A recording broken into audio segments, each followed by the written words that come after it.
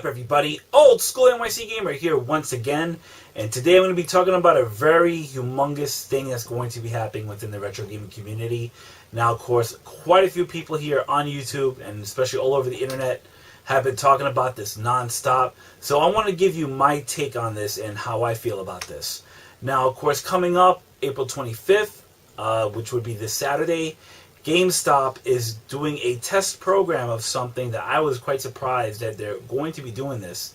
Now, it's actually coming back full circle, and GameStop is actually jumping into the retro gaming business. Now, I had to laugh at this.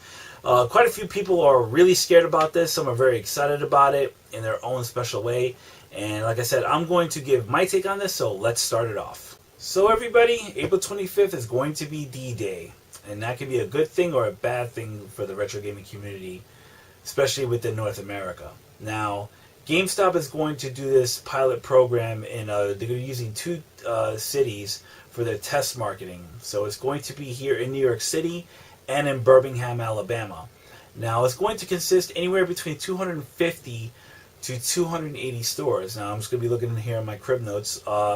Basically, the systems they will be carrying are systems from 1985 to about 1990. Specifically here, the Nintendo Entertainment System, the Nintendo 64, Super Nintendo, Sega Genesis, Sega Dreamcast, and PlayStation 1.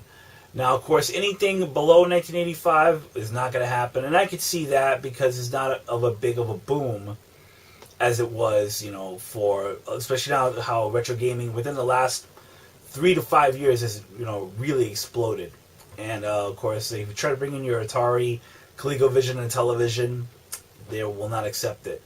But what I'm actually certainly surprised, and I could see also from a different thing, was how they overlooked the TurboGrafx-16, the Sega Saturn, I'm trying to think of the other system, Neo Geo, but of course that's a whole different thing within itself.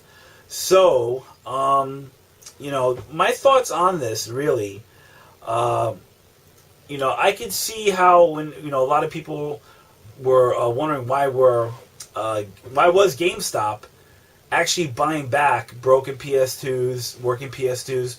Well, when you think about it, they want to get enough of a back stock, because when you think about it, they're going to add another 5,000 games, or 5,000 different games, titles, to their collection, or their backstock for, you know, when they go back to the warehouse in Texas during this pilot program. So apparently the pilot program is going to last for, I believe, about a couple of months. They're going to be selling pretty much all the stock online.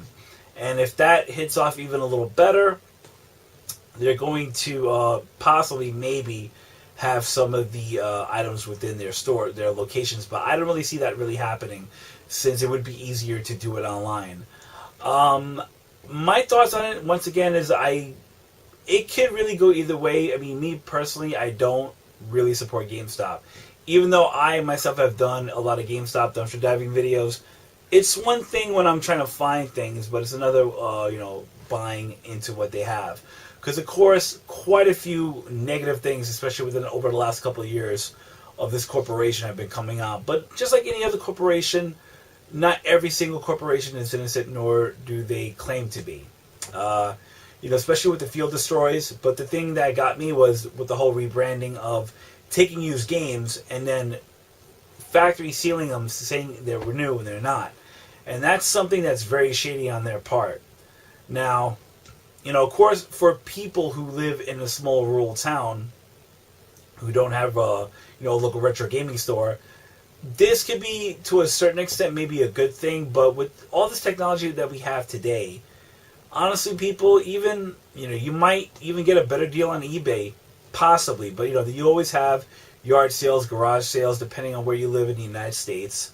You know, like I said, with all this technology, and I can't stress the word technology enough within this video, you have the world at your fingertips, and you could actually get a good deal if you look hard enough.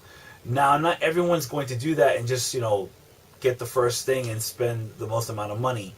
For example, one thing I am quite concerned about, because GameStop, you know, will normally do this. When they want to save space, they'll throw out cases.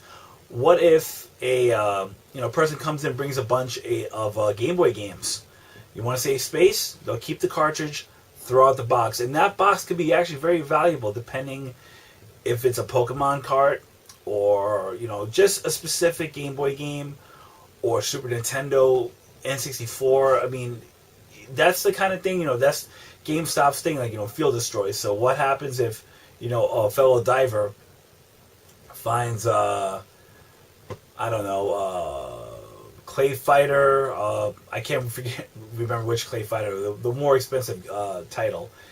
And it was a box and it was ripped up. And that's like a very expensive box within itself, and GameStop field destroyed it. So, that could be one bad side of it. But then again, if GameStop is technically smart on this, if they do consist of trying to do this online, try to keep it as complete in box as possible, because they themselves know if they want to make as much money as possible, they will look up these prices and then kind of go from there. But now going on to the price, the pricing, it's not, honestly, and I don't believe, they're definitely going to be slightly more higher, with their cost and their shipping and everything else compared to retro gaming stores. Now, retro gaming stores themselves, in my opinion, they don't necessarily have to raise the prices just because GameStop does. Because, the fact that GameStop is doing this, in my view, is just another way for them to keep themselves afloat. Because within 5 years, this company, in my opinion, is not going to last. Simply just for the fact that now most games now are going digital. You got DLC, you got a lot of that stuff. So the physical copy aspect of gaming is growing very slimmer and slimmer. And it's something that, as much as a lot of us don't want to agree on it, it's going to happen. But me personally, I do like having a physical game in my hand and playing it on original hardware. Seeing it in a digital form, like how the Club Nintendo's doing, it's, I'd rather have a physical copy of it. So, even then, at one point, even GameStop, they even bought out Funko Land at the time, and I remember this too. They would get all the games, sell them for whatever, but of course, whatever didn't sell, they would dump it. So what happens if this pilot program doesn't work out? I mean, hopefully, if people are smart enough, they will still support mom and pop retro gaming stores, or at least, make sure that these games go to the right people.